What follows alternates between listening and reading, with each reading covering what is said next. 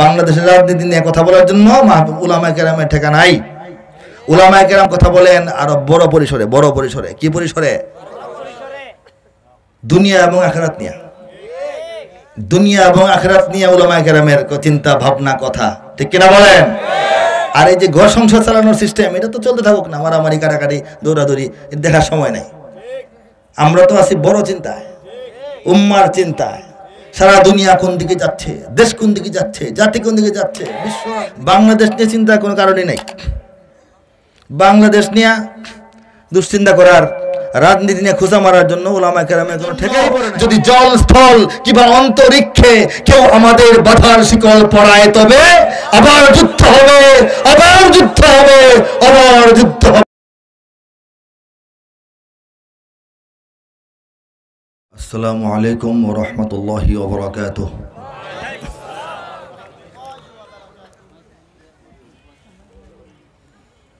نحمده ونستعينه ونستغفره ونؤمن به ونتوكل عليه ونعوذ بالله من شرور أنفسنا ومن سيئات أعمالنا من يهده الله فلا مضل له ومن يضلله فلا هادي له صدق الله العظيم। আজকের হাজি আব্দুর রশিদ দারুল উলুম মহিলা মাদ্রাসা কর্তৃক আয়োজিত, আগে 16 বার হয়েছে, এখন 17তম বার্ষিক ওয়াজ ও দোয়া মাহফিল। এই মাহফিলের পরম শ্রদ্ধাভাজন সভাপতি, মেহমানবৃন্দ, প্রধান মেহমান, বিশেষ মেহমান, অন্যান্য মেহমানবৃন্দ, উপস্থিত মুরব্বিয়ান, সময় এবং সমাজের সবচাইতে গুরুত্বপূর্ণ মূল্যবান যে শ্রেণী উলামায়ে কেরাম, আজিজ তলাবা এবং বিভিন্ন অঞ্চল থেকে আগত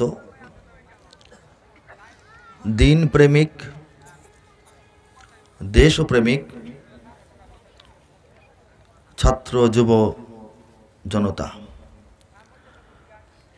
আমরা সবাই অন্তরের গভীর থেকে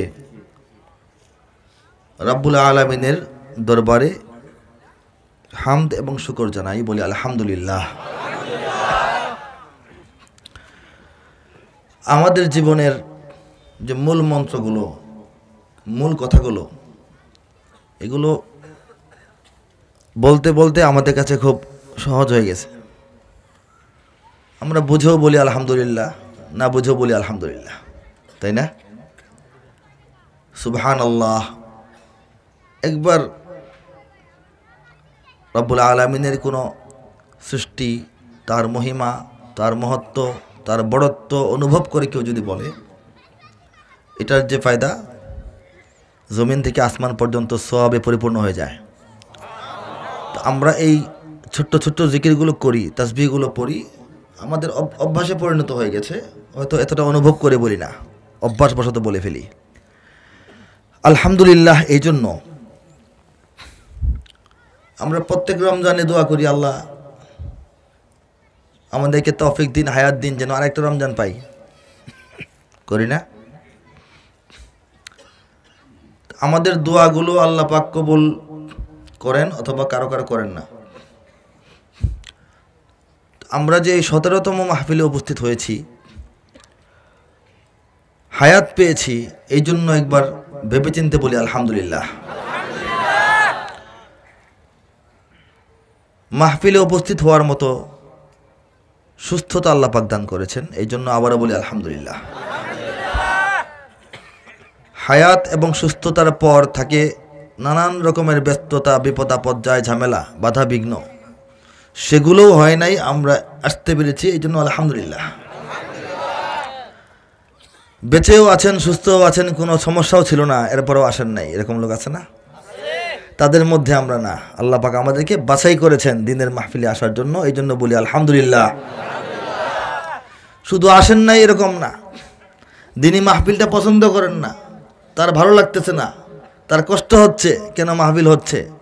মাহফিল বিরোধী, আলেম বিরোধী, ওলামা বিরোধী, মাদ্রাসা বিরোধী, তালিম বিরোধী, তারবিয়া বিরোধী, তাবলিগ বিরোধী, জিহাদ বিরোধী, শরিয়াহ বিরোধী অনেক মানুষ আছেন যারা নামে ঠিকানায় পিতায় দাদায় মুসলমান, আসলে মুসলমান না।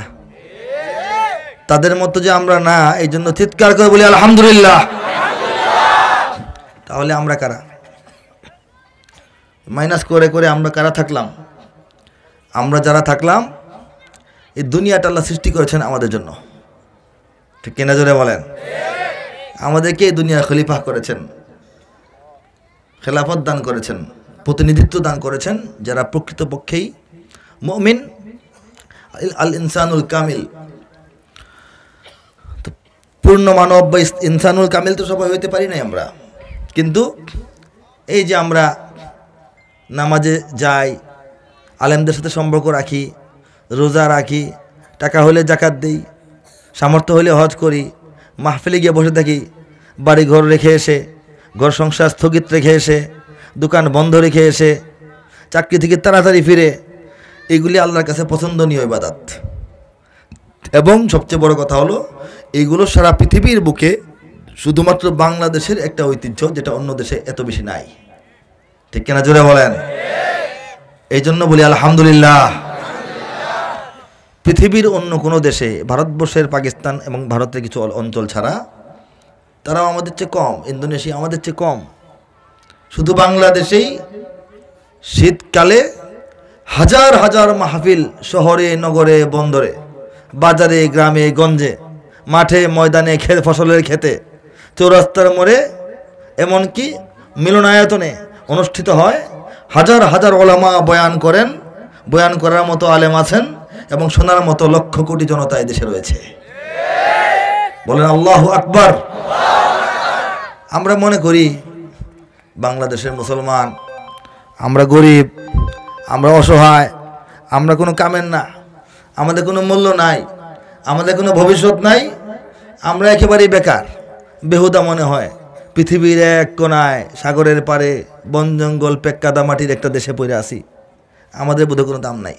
আমরা এখানে আল্লাহু আকবার বললে কি হবে, চিৎকার করলে কি হবে, তাকবীর দিলে কি হবে, নামাজ পড়ে একদম কুট্টে ফেললে কি হবে, মাহফিলে হাজার হাজার হইলে কি লাভ? এরকম মনে হয় না? এরকম মনে হওয়াটা আল্লাহ নিষেধ। কোনো হতাশা, কোনো দুঃখ, কোনো বেদনাকে অন্তরে এমন স্থান দেওয়া যখন আর দাঁড়াইতে পারেন না, শরীর হতাশ হয়ে গেছে। ওলা তাহিনু ওলা তাহজানু, রব্বুল আলামিন মুমিনদেরকে হতাশ হইতে নিষেধ করেছেন। হতাশ হওয়া যাবে না, কারণ হতাশ হওয়ার কিছু নাই। কিছু আছে না? নাই। চারপাশে তাকালে তো মনে হয় হতাশ হওয়ার অনেক কিছু আছে। সারা দুনিয়ায় মুসলমানদের অবস্থা দেখেন, নিষ্পেষিত, নিপীড়িত, বঞ্চিত, লাঞ্ছিত, গৃহহীন, দেশহীন, যত রকমের জুলুম দুনিয়াতে থাকতে পারে সব জুলুমের শিকার মুসলমানরা, ঠিক কিনা?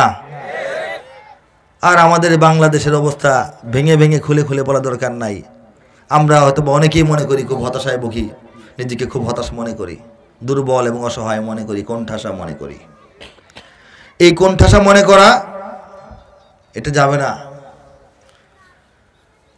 উল্টোভাবে চিন্তা করবেন সবসময়। কিভাবে? বিপরীত চিন্তা করতে হবে। নেগেটিভ চিন্তা করলে সবই খারাপ, পজিটিভ চিন্তা করলে সবই ভালো। চিন্তা করে দেখেন তো, ইসরায়েলের মতো একটা শক্তি এই 60 বছর 70 বছর যাবৎ ফিলিস্তিনের মতো শক্তিকে, মুসলিম একটা অঞ্চলকে ধ্বংস করতেছে, মারতেছে, পিটতেছে, জ্বালাচ্ছে, পোড়াচ্ছে, তাড়াচ্ছে, ওঠাচ্ছে, খেদাচ্ছে, চুরমার করে দিচ্ছে, ভস্ম করে দিচ্ছে। হতাশ লাগে না? কিন্তু এভাবে চিন্তা করেন, যে ৬০-৭০ বছর মার খাওয়ার পরেও ফিলিস্তিন কিন্তু নিঃশেষ হয়ে যায় নাই, দুনিয়ার ভূখণ্ড থেকে, মানচিত্র থেকে মুছে যায় নাই। ফিলিস্তিনের যুবকরা, তরুণরা, শিশুরা পর্যন্ত এখনো স্বাধীনতার আওয়াজ উঠায়, ঠিক কিনা বলেন? এতে কি বোঝা যায়? আমরা হতাশ না ওরা হতাশ? চিন্তা করে বোঝা বলেন, আমরা হতাশ না তারা হতাশ? তারা হতাশ। কাশ্মীরকে দলিত মথিত করতে করতে, তছনছ করে দিয়ে, ছিন্ন ভিন্ন করে দিয়ে, রক্তাক্ত করে দিয়ে, ঝিলাম নদী রক্তে প্রবাহিত করে দিয়ে, হাজার হাজার শহীদান, হাজার হাজার বন্দী, হাজার হাজার মাজলুম। হতাশা জাগে মনে, কিন্তু চিন্তা করে দেখবেন কাশ্মীর কিন্তু নিভে যায় নাই, জ্বলছে এখনো। কাশ্মীর থেকে স্বাধীনতার আওয়াজ নতুন করে করে বারবার আগের চেয়ে আরো জোরে উঠছে, ঠিক না? কাজে হতাশ হবে কারা? কাশ্মীর না দিল্লি? হতাশ হবে দিল্লি। আমেরিকা আফগানিস্তানে 20টা বছর তাদের পয়সা খরচ করে, তাদের সৈন্য খরচ করে, তাদের চিন্তা ভাবনা মেহনত খরচ করে, তাদের পেন্টাগনের কলাকৌশল খরচ করে, তাদের অস্ত্রপাতি ধ্বংসযোগ্য এখানে খরচ করে, তাদের মান সম্মান দুনিয়াতে হারায়া, তাদের সংসদের বাজেটে তাদের লস হয়ে গেছে, তাদের বাজেটে ঘাটতি দেখা দিয়েছে। এত ক্ষয়ক্ষতি এবং এত সময় ব্যয় করার পর আফগানিস্তান ছেড়ে ভেগে যেতে এখন বাধ্য হচ্ছে। হতাশ কারা হবে? আফগান মুজাহিদিন নাকি আমেরিকানরা? বলেন। ওরা মারতে মারতে মারতে মারতে মারতে মারতে হতাশ, ক্লান্ত এবং হতাশ। আমরা মার খেতে খেতে খেতে খেতে মরতে মরতে মরতে মরতেও এখনো দাঁড়িয়ে আছি ভবিষ্যতের চূড়ান্ত লড়াইয়ে বিজয় দেখার জন্য, ঠিক না বলেন? এই হচ্ছে মুসলমানদের প্রকৃত অবস্থা। আমরা মুছে যাওয়ার জন্য আসি নাই, ভেঙে যাওয়ার জন্য আসি নাই, হারিয়ে যাওয়ার জন্য আসি নাই। বাংলাদেশের কথা আলাদা করে না বললাম, এরপর 2-3টা কথা বলবো, এক সময় বলবো ইনশাআল্লাহ। কাজেই মুমিনদের অন্তর রাখতে হবে বড়। আমরা বিজয়ী শক্তি, বিজয় আমাদের জন্য। আমাদের উপর পরীক্ষা আসে, আল্লাহ পাক পরীক্ষা করেন। সেই পরীক্ষা আমরা অংশগ্রহণ করি এবং রাব্বুল আলামিনের কাছে দোয়া চাই যেন আল্লাহ পাক পরীক্ষা আমাদেরকে পাস করান, ঠিক কিনা বলেন? এই যে বাংলাদেশ, আমাদের 3 দিকে অমুসলিম রাষ্ট্র, ঠিক হলে আওয়াজ দেন। কোন মুসলিম রাষ্ট্রের সঙ্গে আমাদের 1 ইঞ্চি সীমানাও নাই, আছে? আরেকদিকে বিশাল সমুদ্র, আর কিছু দেখা যায় না। এই যে একটা অবস্থান, একটা বেগতিক অবস্থান, একটা বেকায়দা অবস্থান।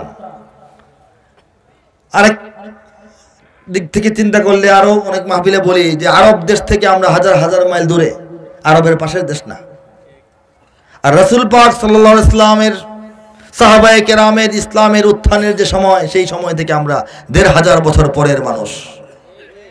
আরব থেকে হাজার হাজার মাইল দূরে, নবীর জামানা থেকে 1500 বছর পরে অমুসলিম পৌত্তলিক এক বিশাল রাষ্ট্রের পেটের গভীরে, 3 দিকে কোনো মুসলিম রাষ্ট্রের সীমানা নাই, একদিকে সমুদ্র। এই অবস্থায় চিন্তা করে দেখেন, ভারতবর্ষ 700 বছর কম বেশি হবে মুসলমানদের অধীনে শাসিত হওয়ার পরেও ভারতে কিন্তু হিন্দু ভাইদের চেয়ে মুসলমানদের সংখ্যা বাড়ে নাই, বেশি হয়ে যায় নাই, হয়ে গেছে। ভারতে কি বেশি? মুসলমানরা শাসন করলে যে হয়ে যাবে এরকম না। তাহলে এই বাংলাদেশে মুসলমানের সংখ্যা প্রায় শতভাগ হয়ে যাচ্ছে, এটা কি কারণে হলো? অবাক করার মতো বিষয় না? আশ্চর্য হওয়ার মতো বিষয় না? আরবের পাশের দেশ না, নবীর কাছের দেশ না, নবীর জমানা থেকে আমরা 1500 বছর পরে 3 দিকে কোনো মুসলমান রাষ্ট্রের সঙ্গে আমাদের কোনো সম্পর্কই নাই। একদিকে সমুদ্র, আমাদেরকে বেষ্টন করে আছে অমুসলিম রাষ্ট্র, পৌত্তলিক রাষ্ট্র, যে রাষ্ট্রটা শত শত বছর মুসলমানরা শাসন করার পরেও সেখানে এই ইসলাম বা মুসলমানদের অগ্রগতি খুব বেশি হয়ে যায় নাই। অথচ এই পেক্কাদার দেশ, এই অন্ধকার দেশ, এই গরিবের দেশ, এই ভাটির দেশ, এই মুসলমানদের দেশ, এখানে ইসলামের সুন্দর সাজানো বাগান, এখানে মুসলমানদের উত্থান, এখানে মুসলমানিত্বের পরিচয়, এখানে 18 কোটি মানুষ তাওহীদের পতাকা নিয়ে বেঁচে আছে। এর চেয়ে বড় বিস্ময়ের বিষয় পৃথিবীর চোখে আর কিছু নাই। অন্তরটা বড় হয়েছে কিনা বলেন? আমরা সেই দেশের মানুষ, আমরা সেই দেশের মুসলমান। আমরা ইসলামের জন্য কিছু যদি করি, জীবন কোরবান দেই, আমাদের সৌভাগ্য। কিছু যদি না করি আমাদের দুর্ভাগ্য, ইসলামে কিছু আসা যাবে না। এই বাংলার জমিনে ইসলামের আগমন, ইসলামের প্রতিষ্ঠা, ইসলামের শিকড় সঞ্চার, ইসলামের বিস্তার, ইসলামের বিজয়, মুসলমানদের সংখ্যাধিক্য এবং এই বাংলাদেশের জমিনে এই মসজিদ বেশি, মাদ্রাসা বেশি, ওলামা বেশি, তোলাবা বেশি, হুফাজ বেশি, কুররা বেশি, আজান বেশি, মিনার বেশি, মিছিল বেশি, প্রতিবাদ বেশি, বিক্ষোভ বেশি। ফ্রান্সে যে ঘটনা ঘটেছে এরপর সারা দুনিয়ায় হিসাব নিকাশ করে তথ্য বিবেচনা করে দেখা যায় বাংলাদেশের মতো এরকম প্রতিবাদ পৃথিবীর কোথাও দেশে হয় নাই। এইগুলি রব্বুল আলামিনের তাকওয়িনি ফয়সালায় হয়েছে। রব্বুল আলামিনের একেবারে এই নিজস্ব পরিকল্পনায় বাংলাদেশ চলছে। বাংলাদেশের ইসলামের আশা, ইসলামের থাকা, ইসলামের এগিয়ে যাওয়ার প্ল্যান প্রোগ্রাম রব্বুল আলামিনের করা। আমি আপনি এটা করি নাই। আমরা এর সঙ্গে থাকলে আমাদের কপাল ভালো, না থাকলে আমাদের কপাল খারাপ। ইসলাম এক মুহূর্তের জন্য এখানে পিছনে পড়বে না, ইসলাম নিচে পড়বে না, ইসলাম ধুয়ে যাবে না, ইসলাম মুছে যাবে না, ইসলাম ম্লান হবে না, ইসলাম হতাশাগ্রস্ত হবে না, ইসলামের পরাজয়ের প্রশ্নই ওঠে না। শুধুমাত্র ইসলাম এই বাংলাদেশে থাকবে, আর কোনো কিছু থাকবে না। কথা বিশ্বাস হয়? আল্লাহ পাক ইসলাম প্রতিষ্ঠার জন্য বাংলাদেশের জমিনটা মুসলমানদেরকে দান করেছেন। বলেন সুবহানাল্লাহ। রব্বুল আলামিনের ইচ্ছা, তার পছন্দ, এই জন্য বাংলাদেশটাকে বাছাই করে এখানে মুসলমান, মসজিদ, মাদ্রাসা, পরিবেশ, ইসলাম, দিনদারি দিচ্ছেন। এটাকে ব্যাহত করার অনেক ষড়যন্ত্র চলছে। আমি একটু একটু করে বলবো, কিন্তু এই দেশ ইসলাম ও মুসলমানদের দেশ, ঠিক কিনা? হাত তুলে বলেন। এদেশে আল্লাহু আকবারের সুরে সূর্য ওঠে, এদেশে আল্লাহু আকবারের সুরে সূর্য ডোবে, এদেশে আল্লাহু আকবারের সুরে সূর্য ওঠে, এদেশে আল্লাহু আকবারের সুরে সূর্য ডোবে, ঠিক না বলেন? এদেশের মাল্লা মাঝি কিষান মজুর সবার ঠোঁটে শোনো রে লা ইলাহা ইল্লাল্লাহর জিকির ওঠে, এদেশের মাল্লা মাঝি কিষান মজুর সবার ঠোঁটে শোনো রে লা ইলাহা ইল্লাল্লাহর জিকির ওঠে। ইমানের তপ্ত আগুন জ্বলছে সবার বুকে বুকে, ইমানের তপ্ত আগুন জ্বলছে সবার বুকে বুকে, সে আগুন দেশ হতে দেশ দেশান্তরেও জ্বলতে হবে। এদেশে আল্লাহু আকবারের সুরে সূর্য ওঠে, এদেশে আল্লাহু আকবারের সুরে সূর্য ডোবে। এদেশের পথে ঘাটে, এদেশের বাজার হাটে, এদেশের এদেশের এদেশের এদেশের এদেশের গঞ্জে গ্রামে খোদার নামের তাসবিহাতে কত পীর আউলিয়াদের অশ্রু ঝরে গভীর রাতে। এদেশের গঞ্জে গ্রামে খোদার নামের তাসবিহাতে কত পীর আউলিয়াদের অশ্রু ঝরে গভীর রাতে। যে দেশের সন্তানেরা মক্তবে যায় কোরআন বুকে, যে দেশের সন্তানেরা মক্তবে যায় কোরআন বুকে, সে দেশে আল কোরআনের শাসন কায়েম করতে হবে। এদেশে আল্লাহু আকবারের সুরে সূর্য ওঠে, এদেশে আল্লাহু আকবারের সুরে সূর্য ডোবে, এদেশে আল্লাহু আকবারের সুরে সূর্য ওঠে, এদেশে আল্লাহু আকবারের সুরে সূর্য ডোবে। এদেশের জলে স্থলে, এদেশের ফুল ফসলে, এদেশের এদেশের এদেশের এদেশের এদেশের সবুজ মাটি সবুজ ঘাসে সবুজ বনে, মদিনার সবুজ মিনার ঝলসে ওঠে দুই নয়নে। এদেশের সবুজ মাটি সবুজ ঘাসে সবুজ বনে, মদিনার সবুজ মিনার ঝলসে ওঠে দুই নয়নে। এদেশের শিকড় তো নয় দিল্লিতে বা ওয়াশিংটনে, এদেশের শিকড় তো নয় দিল্লিতে বা ওয়াশিংটনে, এদেশের শিকড় জানি ছড়িয়ে আছে দূর আরবে। এদেশে আল্লাহু আকবারের সুরে সূর্য ওঠে, এদেশে আল্লাহু আকবারের সুরে সূর্য ডোবে, এদেশে আল্লাহু আকবারের সুরে সূর্য ওঠে, এদেশে আল্লাহু আকবারের সুরে সূর্য ডোবে, এদেশে আল্লাহু আকবারের সুরে সূর্য ওঠে, এদেশে আল্লাহু আকবারের সুরে সূর্য ডোবে। প্রতিদিন সূর্য উদিত হয় আল্লাহু আকবার আজানের ধ্বনিতে, ঠিক কিনা বলেন? প্রতিদিন সূর্য অস্তমিত হয় মাগরিবের আজানের ধ্বনিতে, ঠিক কিনা বলেন? এই দেশটা যে আমাদের, এটা আগে বোঝেন। যতদিন মনে করবেন দেশটা মনে কারজানি দেশ, আমরা মনে হয় থাকি, আমাদেরকে দৌড়ায় দে, উঠায় দে, বন্ধ করে দে, ফিরায় দে, আটকায় দে, বাধা প্রদান করে, আমরা মনে হয় ভাড়াটিয়া, এরকম মনে করেন নাকি? আর করবেন জীবনে? আর করবেন না। রব্বুল আলামিন আমাদেরকে এই দেশের মালিকানা দান করেছেন।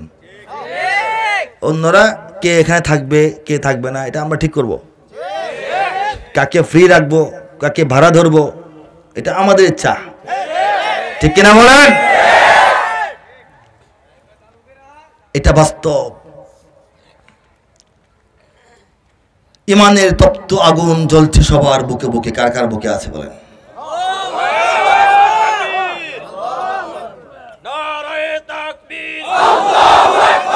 ইসলামের শত্রুরা হুঁশিয়ার সাবধান, হুঁশিয়ার সাবধান, ইসলামের শত্রুরা নারে তাকবীর। ইমানের তপ্ত আগুন জ্বলছে সবার বুকে বুকে। সে আগুন দেশ হতে দেশ দেশান্তরেও জ্বলতে হবে। 20 বছর আগে লিখেছি, এখনো আমি অনেকের চেয়ে ছোট যুবক মানুষ বলা যায়, তখন তো একান্ত তরুণ ছিলাম, ঠিক কিনা? আল্লাহ যে লেখাইছেন খামাখা লেখাইছেন? হ্যাঁ লিখছি তো, লিখছি যেহেতু মনের মধ্যে ইতমিনান যে এটা হবে ইনশাল্লাহ। সে আগুন দেশ হতে দেশ দেশান্তরেও জ্বলতে হবে। এই যে একটা বাক্য, এই যে একটা কথা, ইমানের আগুন সবার বুকে জ্বলতেছে আর সেই আগুন দেশ হতে দেশ দেশান্তরেও জ্বলতে হবে। এই যে বাংলাদেশের 20 কোটি মুসলমানের প্রত্যয়, আগুন নিয়ে আমরা এখানে বসে থাকবো না, এই আগুন ছড়িয়ে যাবে দেশ থেকে দেশান্তরে, ঠিক কিনা? এই যে আমাদের প্রত্যয়টা, এই প্রত্যয়টার ভয়ে দিল্লি কাঁপতে থাকে। আওয়াজ দেন না কেন? ভয় পান নাকি? এই প্রত্যয়ের ভয়ে ওয়াশিংটন কাঁপতে থাকে, মস্কো কাঁপতে থাকে, তেল আবিব কাঁপতে থাকে, চিন্তিত থাকে কখন জানে কি হয়। ওরা জানে যে এখানে একটা গুদাম আছে বোমা দিয়ে ভরা, এটা ফুটতে গেলে উপায় নাই, এটা বাংলাদেশ। ইমানের বোমা, পারমাণবিক ইমান আমাদের অন্তরে।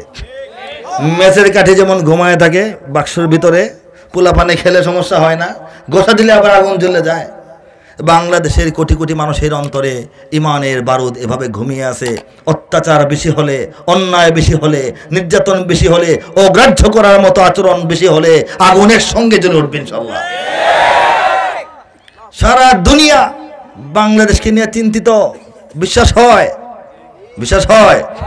ইন্টারন্যাশনাল তথ্যগুলি নেবেন, জার্নালগুলি পড়বেন, তাদের চিন্তা ভাবনা গবেষণা সব বাংলাদেশ নিয়ে, বাংলাদেশ নিয়ে। আমরা খবর রাখি না। আমরা রণাঙ্গনে আল্লাহ পাক ভালো ঘুম দেন না মুজাহিদ্দিনের চোখে, যুদ্ধের ময়দানে আরামে ঘুমায় থাকে। আমরা এরকম আল্লাহ পাক আমাদেরকে ঘুম পাড়ায় রাখেন।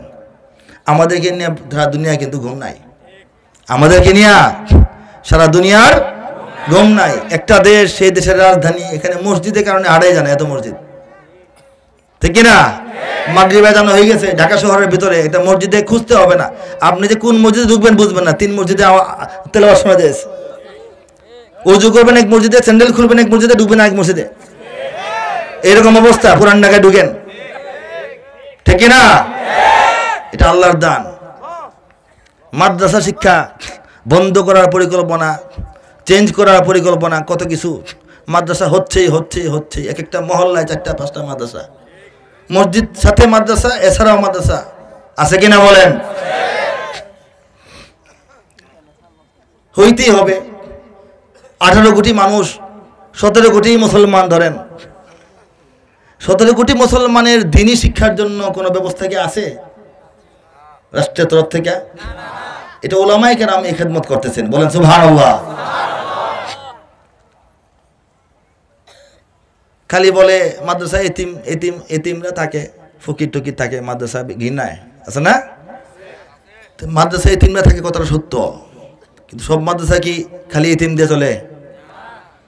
বাংলাদেশের সকল শ্রেণীর নাগরিকরা এখন সন্তানদেরকে মাদ্রাসায় পড়ান, ঠিক কিনা? এমনও বাচ্চা আছে তার বাবার যে গাড়ি আছে এটা মন্ত্রী মিনিস্টারের নাই, কিন্তু সে কোরআনের নিচে তার বাচ্চারে ফেলা রাখছে, ঠিক কিনা বলেন? ওরা আন্দাজ পায় না, টকশোতে বলে কথা বলে, আন্দাজ পায় না, টকশোতে বসে কথা বলে, ওরা অনুমান করতে পারে না। এতিমদেরকে উলামায়ে কেরাম মাদ্রাসার মাধ্যমে যে পরিমাণ তত্ত্বাবধান করেন, সারা বাংলাদেশে যে পরিমাণ এতিমদের আশ্রয় মাদ্রাসা দিয়েছে, তাদের 2 বেলা খাবার, বছরে 2টা পোশাক এবং তাদের প্রাথমিক শিক্ষা, দিনী শিক্ষা এবং সরকারি যে শিক্ষাটা দরকার, বাংলা, ইংরেজি, অঙ্ক সহ তার প্রাথমিক শিক্ষার ব্যবস্থা উলামায়ে কেরাম মাদ্রাসায় করেছেন। রাষ্ট্রের উচিত খবর নিয়ে নিয়ে এক একজন মুহতামিমকে স্বর্ণের মেডেল উপহার দিয়ে সেই মাদ্রাসায় এতিম কয়জন আছে হুজুর? 150 জন এতিম দিলাম 4 তলা বিল্ডিং করে, এটা উচিত ছিল। এতগুলি এতিমখানায় আছে সরকারি, এত এতিম। তো বাংলাদেশে এতিমরা কি পাখানাদার সবাই নাকি রাজাকার? বাংলাদেশে এতিম ছেলেরা মা নাই বাবা নাই, এই মানে এরা বস্তিবাসী হইতো, এরা চোর বাটপার হইতো, ওরা হিরোইনচি হইতো, এরা মদ গাঞ্জা খায়া নষ্ট হইতো। এই ছেলেগুলার কোনো অভিভাবক ছিল না, মাথার উপর ছাদ ছিল না। এরা মাদ্রাসায় আশ্রয় পেয়ে দিনী শিক্ষাও পাচ্ছে, দুনিয়াবি শিক্ষাও পাচ্ছে এবং থাকা খাওয়ার ব্যবস্থা পাচ্ছে। তাদের জীবনটা উজ্জ্বল হচ্ছে, তারা নৈতিক চরিত্রে আলোকিত হচ্ছে।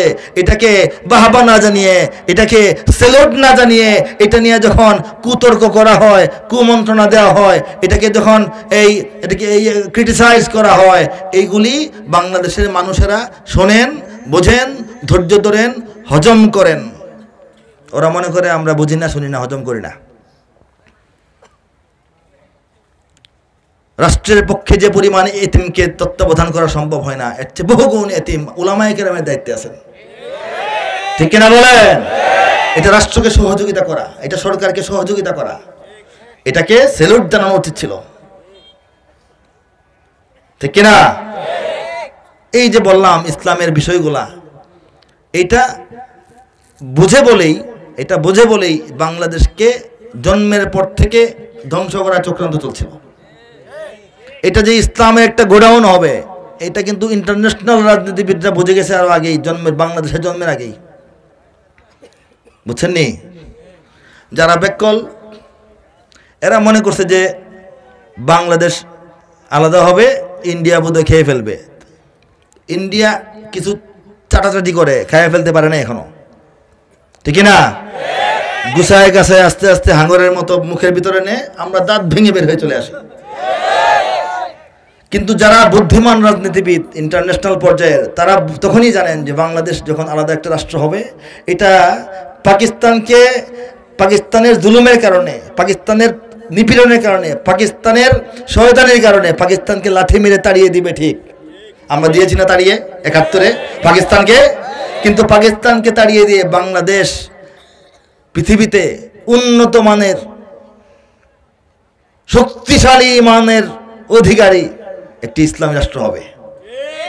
এবং তাই হচ্ছে, দিনে দিনে তাই হচ্ছে।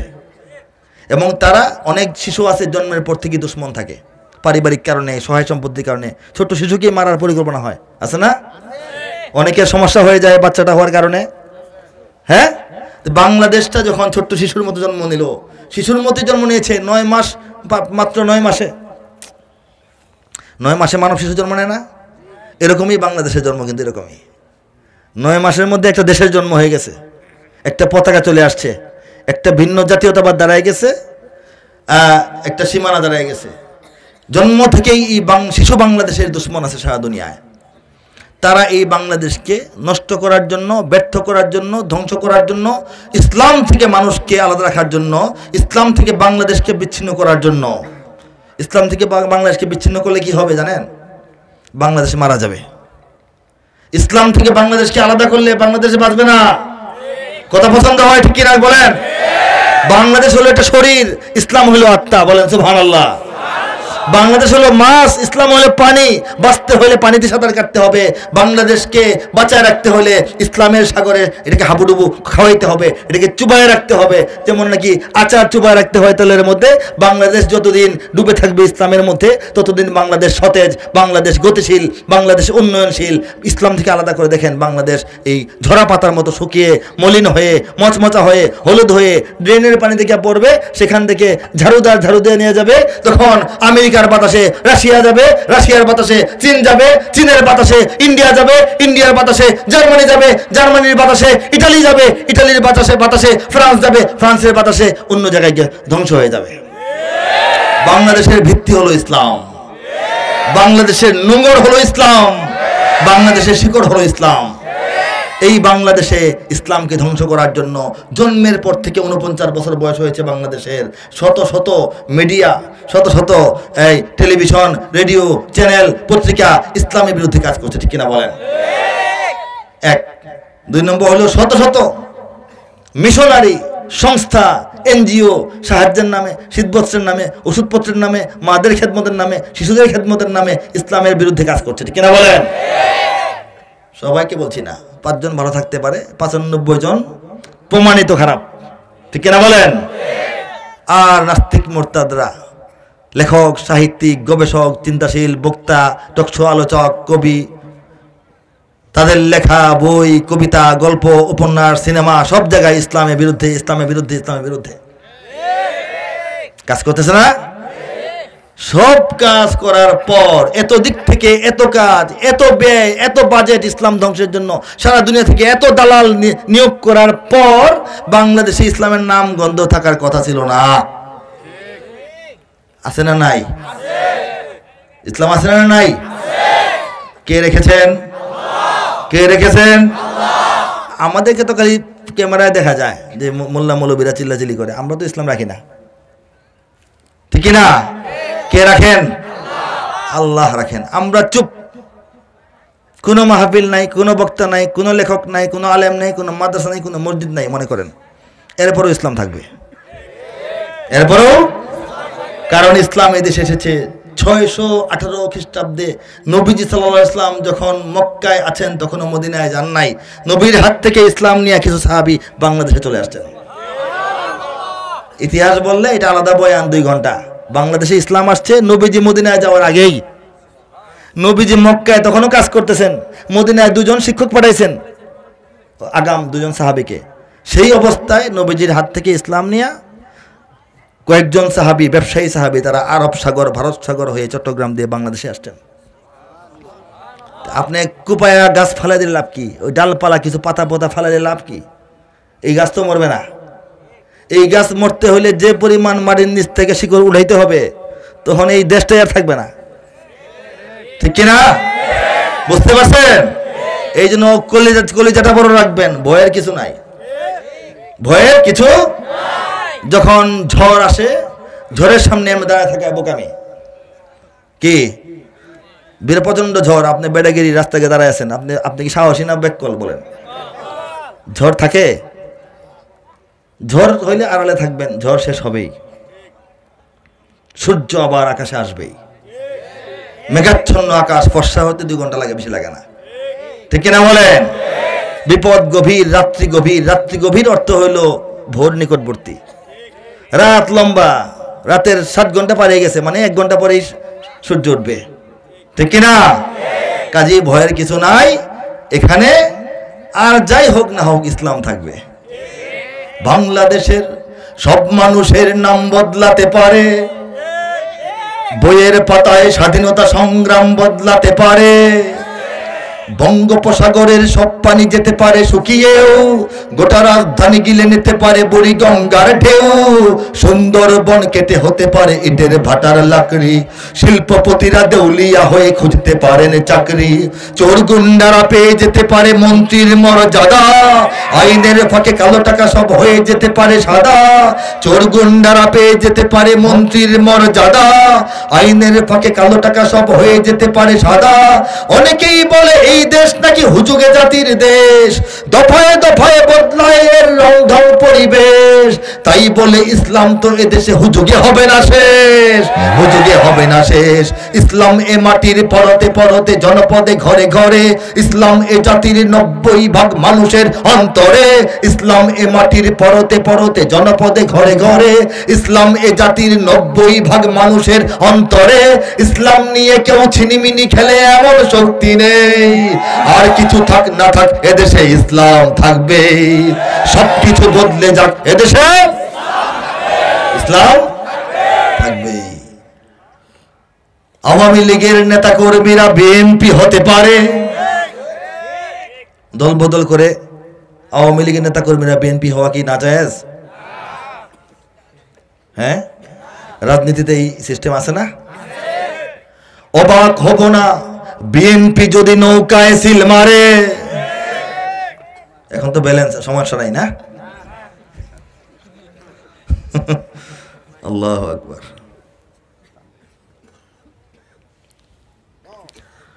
এই যে মাহফিলগুলি হয়, আচ্ছা সঙ্গীতটা শেষ করে পরে বলবো। আওয়ামী লীগের নেতা কর্মীরা বিএনপি হতে পারে, অবাক হব না বিএনপি যদি নৌকায় সিল মারে, রাজপথ থেকে মুছে যেতে পারে গণতন্ত্রের দাবি। যে হতে পারে যেতে পারে বলতেছি না, আজকের লেখা না, 10 বছর আগে লেখা, 2010-এর লেখা। কাজে বিগত 10 বছর মিলাবেন কথাগুলো। রাজপথ থেকে মুছে যেতে পারে গণতন্ত্রের দাবি, শোষকের হাতে চলে যেতে পারে ক্ষমতার তালা চাবি, স্বার্থের হাত নাড়তেও পারে আইনের কলকাঠি, আবার রক্তে লাল হতে পারে আমার দেশের মাটি, স্বার্থের হাত নাড়তেও পারে আইনের কলকাঠি, আবার রক্তে লাল হতে পারে আমার দেশের মাটি। ক্লাইভের সাথে হতে পারে ফের মির্জাফরের সন্ধি, বিদ্রোহী কবি হতে পারে ফের লৌহ কপাটে বন্দি। এই পীরদের মাটি কাদের মাটি? শাহজালালের, শাহপরানের মাটি, শাহ মাকদুমের মাটি, খান জাহানের মাটি। এই যে এখানে শুয়ে আছেন কে? বড় বড় ওলি আল্লাহ ছিলেন, তারা ছিলেন বড় বড় আউলিয়া। এই পীরদের মাটি, বীরদের ঘাটি, বীরদের ঘাটি, তিতুমিরের ঘাটি, হাজী শরীয়তুল্লাহর ঘাটি, ঠিক কিনা বলেন? এই পীরদের মাটি, বীরদের ঘাটি, শহীদের বাংলায় জনতার ভোটে কিবা ভোট লুটে যেই যাক ক্ষমতায়। 2 সুরত 2 তরিকা, জনতার ভোট পেয়ে যাওয়া অথবা ভোট লুটে যাওয়া, ঠিক কিনা? এই পীরদের মাটি, বীরদের ঘাটি, শহীদের বাংলায় জনতার ভোটে কিবা ভোট লুটে যেই যাক ক্ষমতায়। নাস্তেনাবুদ হয়ে যাবে যদি ইসলাম ভুলে যায়, ইসলাম ভুলে যায়। ইসলাম এ মাটির পরতে পরতে, জনপদে ঘরে ঘরে, ইসলাম এ জাতির 90% মানুষের অন্তরে। ইসলাম নিয়ে কেউ ছিনিমিনি খেলে এমন শক্তি নেই। আর কিছু থাক না থাক এদেশে, সবকিছু বদলে যাক এদেশে, আর কিছু থাক না থাকে এদেশে ইসলাম থাকবে। সবকিছু বদলে যাক এদেশে ইসলাম থাকবে। ইসলাম ছিল, ইসলাম আছে, ইসলাম থাকবে। ইসলাম ছিল, ইসলাম আছে, ইসলাম থাকবে। ইসলাম ছিল, ইসলাম আছে, ইসলাম থাকবে। কথা ঠিক?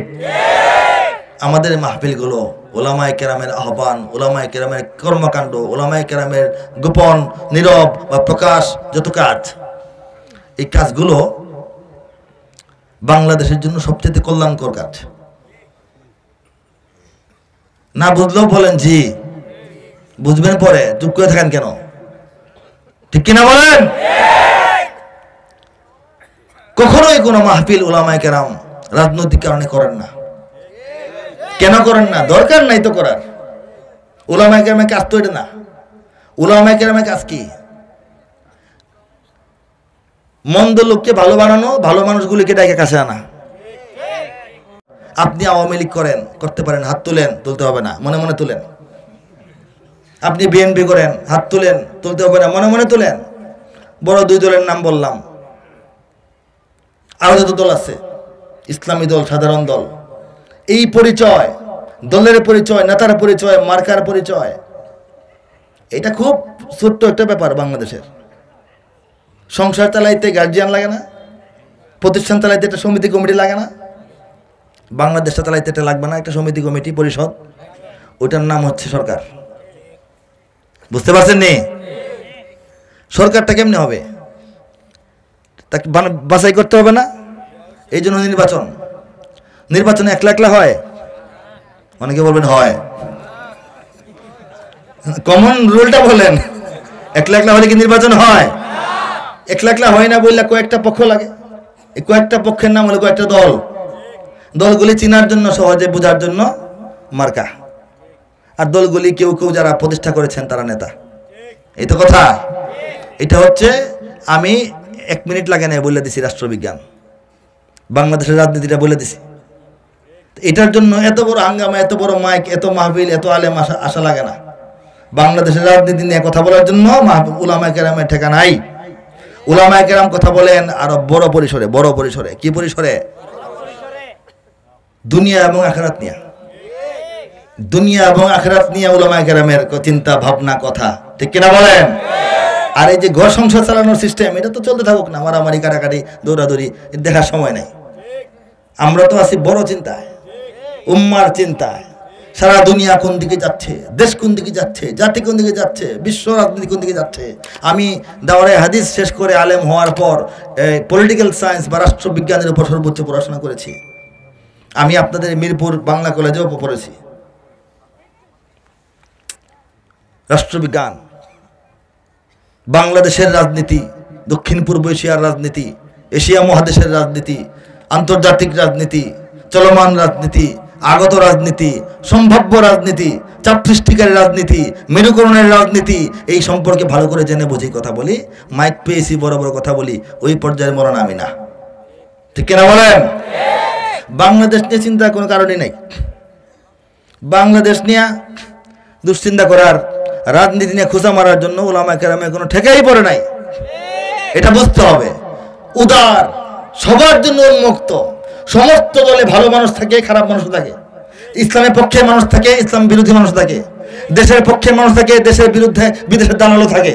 কাজে যারা মন্দ তারা মন্দ, তাদেরকে আল্লাহ হেদায়েত দান করুক। আর যারা ভালো তাদেরকে বাছাই করে একটা ময়দানে নিয়ে আসা হচ্ছে ওয়াজ মাহফিলের কাজ। ঠিক কিনা ধরে বলেন? এখানে যারা আসছেন, নাম ভিন্ন, ঠিকানা ভিন্ন, যাই আপনাদের পরিচয় ভিন্ন, আপনাদের আত্মীয়তার সম্পর্ক নাই, আপনাদের পেশা ভিন্ন, নেশা ভিন্ন, শিক্ষাগত যোগ্যতা ভিন্ন, চেহারা ভিন্ন, সৌন্দর্য ভিন্ন, মত পথ ভোটের মার্কা আপনাদের ভিন্ন, ইলেকশনের দিন কে কোথায় ভোট দেন কেউ বলতে পারে না। কিন্তু এখানে কেন আসছেন? ইসলামের পরিচয়। ঠিক কিনা বলেন? এই ইসলামের পরিচয় শুধুমাত্র পারে বাংলাদেশের এই গোটা জাতিকে রাজনৈতিকভাবে, অর্থনৈতিকভাবে প্রয়োজনীয় সকল দিক থেকে ঐক্যবদ্ধ করতে। অন্য কোনো উপায় নাই এই জাতিকে ঐক্যবদ্ধ করার।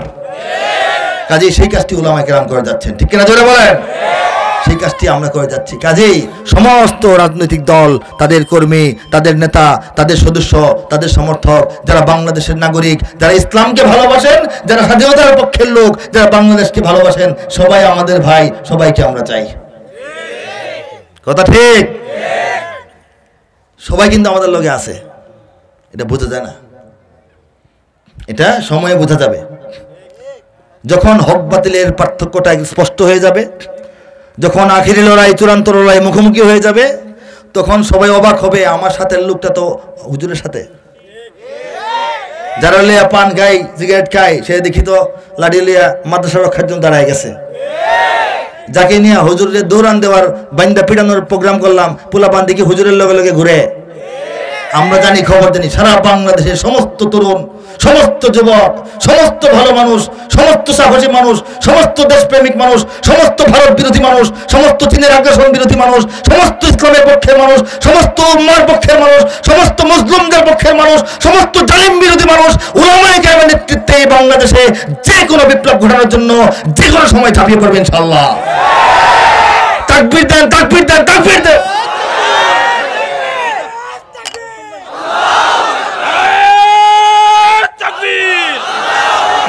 ইসলামের শত্রুরা হুঁশিয়ার, সাবধান। নাস্তিকদের আস্তানা এই বাংলায় রাখবো না। নাস্তিকদের আস্তানা। তাকবীর, তাকবীর। তাকবীর দেওয়ালাম কেন? মাহফিল সুন্দর হওয়ার জন্য? আমার বক্তব্যে ভিডিওটা সুন্দর হওয়ার জন্য? তাকবীর দেওয়ালাম এই জন্য, এটা আমাদের জাতীয় স্লোগান। নারে তাকবীর, আল্লাহু আকবার, দুনিয়ার মুসলিম এক হও, এক হও, ইসলামের শত্রুরা হুঁশিয়ার, সাবধান। এই তিন স্লোগান দেওয়ার জন্য বিএনপি বা আওয়ামী লীগ বা অন্য কোনো দল হওয়া শর্ত না। যে কেউ দিতে পারেন, আসেন, দেন, উদার কণ্ঠে দেন। সামনে এটাই কাজে লাগবে, অন্য কিছু কাজে লাগবে না। ঠিক কিনা বলেন? আপনি কত পণ্ডিত, এটা কোনো কাজে লাগবে না। আপনি সাঁতার জানলে বাঁচবেন। আপনি মূর্খ কিন্তু সাঁতার শিখেছেন, আপনি নৌকা ডুবে গেলে বাঁচবেন। সাঁতার শিখেন নাই, বই সব মুখস্থ, লাভ হবে না। সাঁতার শিখেন। সাঁতার শেখার জন্য ট্রেনিং সেন্টারে আসেন, এগুলি মাদ্রাসা, মসজিদ, উলামা। তবলিগে যান, যে দিক দিয়ে আপনার ইচ্ছা, যে দরজাটা ইচ্ছা ঢুকেন, এই উঠানে আসতে হবে। ঠিক কিনা জোরে বলেন? মিডিয়াগুলো মিথ্যাচার করে, সতর্ক থাকবেন। হে জাতি, সতর্ক থাকবেন। মিডিয়াগুলো মিথ্যাচার করে। শীতের পিঠা জমে উঠেছে মেলা, দেয় না খবর? বাণিজ্য মেলা ভিড়, খবর দেয় না? বই মেলায় ঠাই দেওয়া যাচ্ছে না, মানুষের ঢল। শীতের খবর দেয়নি? শীতের পোশাক গুলিস্তানে বিক্রি হচ্ছে, খবর দেয়নি? দিবি তো। বাংলাদেশের মানুষের ঘটনাপঞ্জি, বাংলাদেশের মানুষের হাল অবস্থা, বাংলাদেশের মানুষ কি করতেছে না করতেছে, শীত আসার পর কি কি হয়েছে, খবর তো দিতে পারে, ঠিক না? এই যে মাহফিল হয় 3 মাস ব্যাপী, হাজার হাজার মাহফিল হয়, পাকিস্তানের মানুষেরা এসে করে? আপনারা পাকিস্তান থেকে আসছেন? আয়োজক পাকিস্তানের, বক্তা শ্রোতা টাকা কোত্থেকে আসে? দিল্লি পাঠায় না ইসলামাবাদ পাঠায়? এখান থেকে আসে। গ্রামের মানুষ, দোকানদার, রিক্সাওয়ালা, চাকরিজীবী, ব্যবসায়ী টাকা পয়সা দিয়ে মাদ্রাসা করেন, মসজিদ করেন, মাহফিল করেন, ঠিক কিনা? আমরা আসি, মাগনা আসি না, টাকা দিতে হয়। তো টাকা খরচ হয় না মাহফিলে? এই টাকাটা কোত্থেকে আসে? এই দেশের মাটি মানুষের পকেট থেকে আসে না? তো এটা কি বাংলাদেশের মানুষের ঘটনা না মাহফিলটা, নাকি অন্য কিছু? নাকি আপনারা জাতি না? জাতি আপনারা ছাড়া অন্য মানুষগুলি জাতি বলে। আমরা জাতি না? জাতির অংশ না? তো এই জাতি যে হাজার হাজার মাহফিল করতেছে শীতের 3 মাস, প্রত্যেকটা অঞ্চলে মাহফিল হচ্ছে, উৎসব হচ্ছে, মাহফিল কেন্দ্র করে হাজার হাজার লক্ষ লক্ষ মানুষ ঝাঁপিয়ে পড়ছে, তাদের দৈনন্দিন কাজ বন্ধ রেখে মাহফিলে মহব্বতের সঙ্গে যোগ দিচ্ছে। তাদের টাকা, তাদের পয়সা, তাদের ঘাম, তাদের শ্রম, তাদের বিশ্বাস, তাদের অনুভূতি, তাদের উপলব্ধিগুলো মাহফিলের সঙ্গে মিশে আছে। এই যে মাদ্রাসাগুলো দিন প্রচার করছে, নৈতিকতা প্রচার করছে, সততা প্রচার করছে, হালাল হারাম প্রচার করছে, এই যে মাহফিলগুলোকে কেন্দ্র করে প্রত্যেকটা এলাকায়, গ্রামে গ্রামে উৎসব মুখর হয়ে যাচ্ছে। বাড়িতে বাড়িতে আয়ুরি নায়ুরি আসতেছে, পিঠা চিরা তৈরি করা হইতেছে, দাওয়াত দেওয়া হইতেছে, উল্টা পাল্টা মেহমানদারি হইতেছে, মেলা বসে যাচ্ছে। এইগুলি কি বাংলাদেশের খবর না? বাংলাদেশের মানুষের খবর না? এই জাতির খবর না? কোন মিডিয়া দেয়? খবর দেয়? জোতা পিটা করে কান ধরে বাংলাদেশ থেকে এদেরকে বের করতে হবে। বাংলার খেয়ে বাংলার পরে বাংলার মানুষের উপরে লাঠি ঘোরাবে। বাংলাদেশের মানুষের এত বড় ঐতিহ্য, এত বড় এক জাগরণ, এত বড় নিয়মতান্ত্রিক ধারাবাহিক আয়োজন, এটা নিয়ে তাদের কোনো মাথা ব্যথা অনেক গোপনে আছে, তলে তলে চেষ্টা করে বন্ধ করার, তলে তলে চেষ্টা করে নষ্ট করার। এটাকে বাংলাদেশের একটা অনুষ্ঠান, বাংলাদেশের মানুষের একটা উৎসব হিসেবে গ্রহণ করে এক কলম এক লাইনও তারা রিপোর্ট করে না। এই হচ্ছে মিডিয়া। মিথ্যাচার করে, সত্যকে গোপন করে, মিথ্যাকে বড় করে প্রচার করে, ঠিক কিনা বলেন? ওলামায়ে কেরাম যদি ভাঙে তাহলে খবর দেয়, অন্য কেউ ভাঙলে খবর দেয় না, ঠিক কিনা যারা বলেন? আর নাস্তিক মুরতাদরা কি করে? তারা লেখায় কথায় সব জায়গায় ইসলামকে খোঁচা দেয়, টুপিকে খোঁচা দেয়, দাড়িকে খোঁচা দেয়, নাটকের মধ্যে বলেন, সিনেমার মধ্যে বলেন, উপন্যাসের লেখার মধ্যে বলেন, সমাজের সবচেয়ে খারাপ, সমাজের সবচেয়ে লম্পট, সমাজের ঘুষখোর, সুদখোর, এই মানুষের এই এতিমের টাকাখোর, মানুষের গমচোর, এই সব যত চরিত্র হতে পারে খারাপ, নারী লোভী মানুষ এবং এই জালিম মানুষ, এই সব মানুষ যত চরিত্র খারাপ, যত মন্দ একটা চরিত্র, সেই অভিনয়টা করানোর জন্য দাড়িওয়ালা মানুষ বাছাই করে, দাড়ি এবং টুপি লাগাই দিয়া খারাপ মানুষ বোঝায়। চিন্তা করে দেখেন, ওরা চেষ্টা করেছে বাংলাদেশের মানুষকে বিভ্রান্ত করার জন্য, চেষ্টা করেছে, কিন্তু ইউরিদুনা লিইউতফিউ নূরাল্লাহ বিআফওয়াহিহিম আল্লাহু মুতিম্মু নূরিহি ওয়ালাউ কারিহাল কাফিরুন। তারা চায়, তারা কি চায় জানেন? আল্লাহর বাতি ফু দিয়া নিভাই দিতে চায়, কিন্তু আল্লাহ কি চান? তার বাতি জ্বালাবেন, কমপ্লিট করে জ্বালাবেন।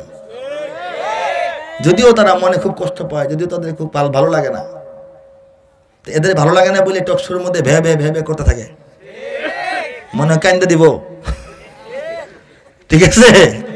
কিন্তু বাংলাদেশ তার গতিতে আগাচ্ছে, ইসলাম তার গতিতে আগাচ্ছে, ঠিক কিনা? বাংলাদেশের 90% মানুষ মুসলমান, ঠিক কিনা? পাড়ায় পাড়ায় ঘরে ঘরে তাই মসজিদ কোরআন। বাংলাদেশের 90% মানুষ মুসলমান, পাড়ায় পাড়ায় ঘরে ঘরে তাই মসজিদ কোরআন। হিন্দু বৌদ্ধ খ্রিস্টান আছে, আছে না? গির্জা প্যাগোডা মন্দির আছে, বৌদ্ধদের ইবাদতখানার নাম হলো প্যাগোডা, গির্জা আর মন্দির তো চিনে নেই।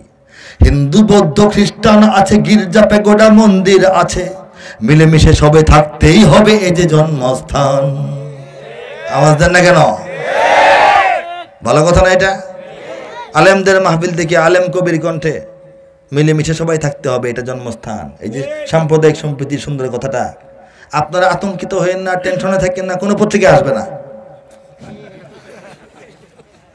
এই কথাটা, কোনো পত্রিকায় আসবে না। পত্রিকায় আসার জন্য কি বলতে হয় বলবো? বলবো না পত্রিকায় আসার জন্য, পত্রিকায় আমার ছবি কালকে আসার জন্য খুব সহজ, কিন্তু চাই না। এই যে ভালো কথাটা বললাম, এই মঞ্চের ছবি দিয়ে সব পত্রিকায় লিড নিউজ হওয়া উচিত ছিল। ওলামায়ে কেরাম সাভারের অমুক মাদ্রাসা থেকে বলেছেন, হিন্দু মুসলমান বৌদ্ধ খ্রিস্টান সবাই মিলেমিশে থাকা দরকার। বলে না। যারা ধর্মে ধর্মে সম্প্রীতি চায় করে দিতে বরবাদ, যারা ধর্মে ধর্মে সম্প্রীতি চায় করে দিতে বরবাদ, এরা কেউ নয়, এরা হাতে গোনা কিছু নাস্তিক মুরতাদ। নাস্তিকে মুরতাদ চিনে নাও, নাস্তিকে মুরতাদ। প্রতিরোধ করো, প্রতিহত করো নাস্তিক মুরতাদ। ধর্মদ্রোহী সমাজ ধ্বংসী নাস্তিক মুরতাদ। প্রতিরোধ করো, প্রতিহত করো নাস্তিক মুরতাদ। করবেন নিজেরা বলেন, লেখায় বলবেন, কথায় করবেন, তর্কে করবেন, চুপ থেকে করবেন। অনেক সময় চুপ থাকবেন, হুজুর এই যে অবস্থা কি করব, কিছু করেন না, কর্মসূচি দেন, এটাই কর্মসূচি, কিছু না করাই এখন আপনার করণীয়। এমন হয় না অনেক সময়? নাস্তিকরা ভালো ভালো নাস্তিক দেখে 10-12 জন রে মাদ্রাসার মাহফিলে আইন না এই সংবর্ধনা দেওয়া দরকার ছিল। তারা দিনের যে উপকারটা করে বাংলাদেশে, এটা কিন্তু আমরা পারি না। তারা খুশা মারে, ইমান জেগে ওঠে। তারা একটা সেপ মারে, থুতু মারে, 18 কোটি মুসলমান ঐক্যবদ্ধ হয়ে যায়। ফ্রান্সে একটা ছবি লটকায় নবীজির, সারা দুনিয়ার মুসলমানরা জেগে ওঠে। করোনার মধ্যে কেউ মনে আসেনি, নামাজে কথা ভুলে গেছে, এর মধ্যে হেরা খামাখা একটা খুশাখুশি করে দুনিয়ার মুসলমানদেরকে একেবারে জিহাদের জন্য প্রস্তুত করে দিছে। এই জন্য ধন্যবাদও দিবেন মধ্যে মধ্যে দেশের শীর্ষ নাস্তিকদেরকে, যারা বিদেশ চলে গেছে, তাদেরকে আইনা এয়ারপোর্ট থেকে মিছিল করে আইনা ফুলের মালা দিবেন। দিনের এত বড় খেদমত, বাংলাদেশের ইসলাম ও ইমানকে জাগিয়ে দেওয়ার এত বড় মেহনত তারা যে করে, মাঝে মধ্যে আমরা খুশিও হই মধ্যে মধ্যে। এই জন্য মধ্যে মধ্যে চুপ থাকাও আমাদের ঠিক নেই ভাই, হ্যাঁ ঠিক না? হুজুররা বকাবকি মাইকের মধ্যে আধা ঘন্টা, আরেক হুজুরে বকে। এক হুজুর আরেক হুজুরকে মাইকের মধ্যে আধা ঘন্টা খুব মানে কৌশল কইরা স্পষ্টভাবে বলে না, বকাবকি। মাহফিলে দ্বন্দ্ব, মাদ্রাসায় দূরত্ব, রাজনৈতিক ইসলামী দলগুলি একজনের মুখই দেখে না, তবলিগলে মারামারি। এই যখন আমাদের অবস্থা খুব খারাপ, মিল নাই, মোহব্বত নাই, মুখ দেখা দেখি নাই, তখন নাস্তিকরা আমাদেরকে ঐক্যবদ্ধ করে দেয়। বলেন সুবহানাল্লাহ।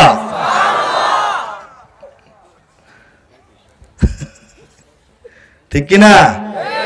নতুন থিওরি দিলাম, এখন থেকে এভাবে চিন্তা করবেন, ভালো লাগবে। বাড়াবাড়ি করলে আল্লাহ কোন দিক থেকে কেমনে মার দিয়ে দেয় আমরাও বুঝি না, খালি পত্রিকায় পড়ি। ঠিক না? আমরা তো অসহায়, শক্তি নাই, সামর্থ্য নাই, গাড়ি ভাড়া করে আসি, গাড়িও নাই, কিন্তু আল্লাহর বিচার আল্লাহ করে ফেলেন। ঠিক না? কাজেই চিন্তা ভাবনার কিছু নাই। নাস্তিক কাকে বলা হয়? যে ব্যক্তিটা কোনো আল্লাহ বিশ্বাস করে না, কোনো সৃষ্টিকর্তা আছেন, জগতের কোনো স্রষ্টা আছে এটা বিশ্বাস করে না, সে কি নাস্তিক। ওইটা বিশ্বাস করলে তারপর হলো স্রষ্টার বিধান কি সেই চিন্তা, স্রষ্টাতে সে বিশ্বাস করে না। হিন্দু ভাইরা তাদের মতো স্রষ্টা বিশ্বাস করে, আমাদের আল্লাহকে না। সিফাত গুণাবলী সহ আল্লাহ যেমন তেমন ভাবে বিশ্বাস করার নাম ইমান। ইহুদিদের প্রভুর প্রতি বিশ্বাস ভিন্ন, খ্রিস্টানদের প্রভুর বিশ্বাস ভিন্ন, কিন্তু সবাই প্রভু বিশ্বাস করে। নাস্তিক হলো কোনো প্রভু নাই, সব ধর্মই ভুল, সব ধর্মই মিথ্যা এবং হাস্যকর, এটা যারা মনে করে তারা কি নাস্তিক। কিন্তু আশ্চর্য বিষয় হলো বাংলাদেশের নাস্তিকরা খালি ইসলামের বিরুদ্ধে বলে, অন্য ধর্মের কথা বলে না। ঠিক কিনা? জোরে চিৎকার করে বলেন। অন্য ধর্মের কথা বলে না। কে আগুনে পুড়ায় দিল এটা নিয়ে কথা বলে না, কে গাঙ্গনে ফালায় দিল এটা নিয়ে কথা বলে না। আমাদের কুরবানি নিয়ে কথা বলে, আমাদের আজানের শব্দে নাকি সমস্যা হয় এটা নিয়ে কথা বলে। ঠিক কিনা? এতে বোঝা যায় বাংলাদেশে কোনো নাস্তিক নাই। নাস্তিক নাই, এরা নাস্তিক না, এরা দালাল। প্রকৃত নাস্তিক হলে সব ধর্মের বিরুদ্ধেই বলতো। হিন্দু ভাইরা শান্তি পাইতো না। এত 12 মাসে 13 পূজা, 12 মাসে 13 পূজা, কত কাহিনী করতো নাস্তিকরা এগুলি নিয়ে, কিন্তু বলে না। কিন্তু মুসলমানদেরকে ওরা শান্তি দেয় না। কাজেই ওরা প্রকৃতপক্ষে নাস্তিক নয়, তারা বিদেশের দালাল, মদতপুষ্ট, বেতনপুষ্ট, ইসলাম ধ্বংস করার জন্য, বাংলাদেশকে হত্যা করার জন্য। বাংলাদেশকে আবার কেমনে হত্যা করে? এই যে বাংলাদেশের আত্মা ইসলাম, আত্মা থেকে শরীরকে বিচ্ছিন্ন করে দিয়া বাংলাদেশকে হত্যা করার চেষ্টা তারা করে। ঠিক কিনা? এই কথাটাই আমি মুখে বললাম, এখনো মুখেই বলবো, সুর দিয়ে বলবো। নাস্তিক মানে চেতনায় জ্ঞানে সকল ধর্মহীন, নাস্তিক মানে চেতনায় জ্ঞানে সকল ধর্মহীন। তবে এরা চায় শুধু এদেশে না থাক মুহাম্মাদের দিন, মুহাম্মাদের দিন, মুহাম্মাদের দিন। এরা মন্দির ভেঙে হিন্দু খেপায়, মূর্তি বসিয়ে মুমিন খেপায়। এরা মন্দির ভেঙে হিন্দু খেপায়, মূর্তি বসিয়ে মুমিন খেপায়। রাম রহিমের ঝগড়া বাঁধাতে গোপনে বাজায় বিন। এদের বিদেশি টাকায় দেশ ধ্বংসের রয়েছে স্বপ্ন সাধ। এরা কেউ নয়, এরা ভাড়াটিয়া কিছু নাস্তিক মুরতাদ, নাস্তিক মুরতাদ। কথা ঠিক? সামনে আসতেছে, এখন কি মাস? জানুয়ারি, ফেব্রুয়ারিতে আসবে। হ্যাঁ, এরা বৈশাখী নামে জাতিকে শেখায় নতুন পূজার ঢং। এরা হোলি খেলে মুসলিম নারীদের শরীরে ছিটায় রং। এরা গণমাধ্যমে মিঠা কথা বলে, টিভিতে বসা। এরা গণমাধ্যমে মিঠা কথা বলে, জাতির শিকড় কাটে তলে তলে। চেতনার নামে দেশপ্রেমিকের মাঝে মাঝে ধরে ভং। নীতি প্রগতির আড়ালে এরাই নেশাখোর উন্মাদ। এরা কেউ নয়, এরা চিরচেনা কিছু নাস্তিক মুরতাদ, নাস্তিক মুরতাদ। কথা ঠিক? এরা সরকারের পক্ষেও না, আমাদের পক্ষেও না, আমাদেরও বিরুদ্ধে, সরকারের বিরুদ্ধে। টকশোতে কথা বলে দেখবেন কত কষ্ট। সরকার কেন আলেমদেরকে পিটায় না, তাদের কষ্ট। নাস্তিকদের কথা বলতেছি। এরা সরকারকে বিপদে ফেলতে চায়, আলেমদের জনগণের মুখোমুখি করতে চায়। এরা সংখ্যায় কম, নাস্তিক মুরতাদ। এরা এই দেশে একটা রাজনীতি খেলে, অপরাজনীতি। এদিকে আমরাও চিনি, সরকারও চিনেন। বলেন আলহামদুলিল্লাহ, বলেন আলহামদুলিল্লাহ। এই নাস্তিকরা বসাইছিল এই কোর্টের সামনে মূর্তি। উলামায়ে কেরাম প্রতিবাদ করেছেন, প্রধানমন্ত্রী শুনেছেন, জেনেছেন, বুঝেছেন, নিজেই এটাকে তাচ্ছিল্য ভরে সরাই দিয়েছেন। ঠিক কিনা? মধ্যখানে খেলাটা খেলতে চায় কারা? নাস্তিক মুরতাদরা। এটা মনে রাখবেন। এরা রাষ্ট্রের কাঁধে ভর করে চলে। কোথায় ভর করে চলে? এরা রাষ্ট্রের কাঁধে ভর করে চলে, সংস্কৃতি করে গ্রাস। এরা সরকারকেও ভুলিয়ে খাওয়ায় গণমানুষের বাস। বেকল সরকার পাইলে গণমানুষের বাস খাওয়ায়। এবার তো বুদ্ধিমান সরকারের হাতে পড়ে গেছে। ওরা ওরা কোনো মানে ইয়ে করতে পারতেছে না, কেমনে কি করবে, সুবিধা করতে পারতেছে না। বুঝেননি? তারা সুবিধা করতে পারতেছে না। ওরা আওলা লাগায়, পেস্ট লাগায়, বড় বড় কথা কয়, এদিক থেকে একটা কথা কয়, ওদিক থেকে কথা কয়, মারামারি যাতে লাগে যায়। পরে দেখা যায় যে হাটহাজারী মাদ্রাসায় স্বরাষ্ট্রমন্ত্রী মহোদয় গিয়া তরমুজ কাটতে আলেম দেখে নিয়ে বসে খাইতেছেন। ঠিক না? কাজেই নাস্তিকদের বেল নাই। আর বেল আছে? বেল নাই। এরা রাষ্ট্রের কাঁধে ভর করে চলে, সংস্কৃতি করে গ্রাস। এরা সরকারকেও ভুলিয়ে খাওয়ায় গণমানুষের বাস।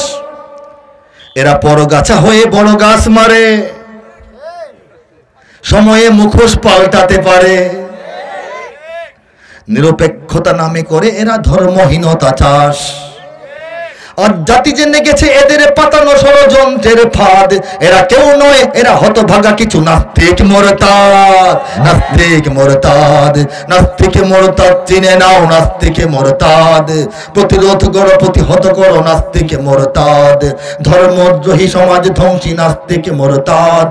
প্রতিরোধ করো, প্রতিহত করো নাস্তিক মোরতাদ। আর কি বলবো, বিশ্ব মুসলিম উম্মার অবস্থা যদি বলতে চাই অনেক কথা। বাংলাদেশের ইন্টারনাল রাজনীতি নিয়ে উলামায়ে কেরামের কোনো কথা নেই, তো আগেই বলছি।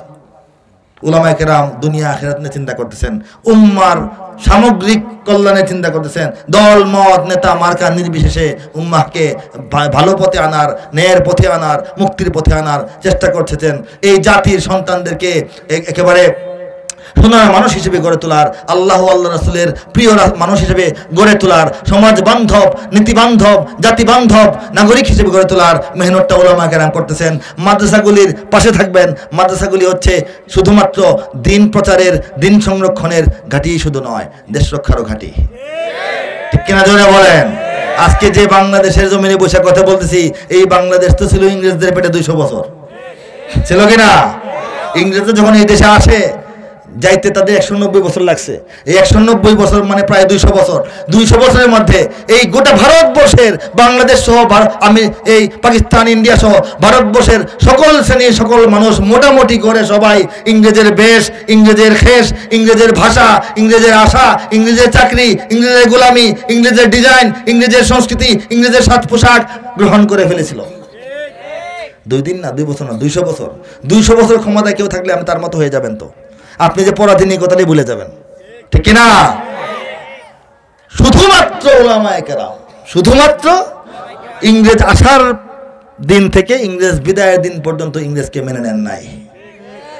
স্বাধীনতার চেতনা, মুক্তিযুদ্ধের চেতনা কাকে বলেন?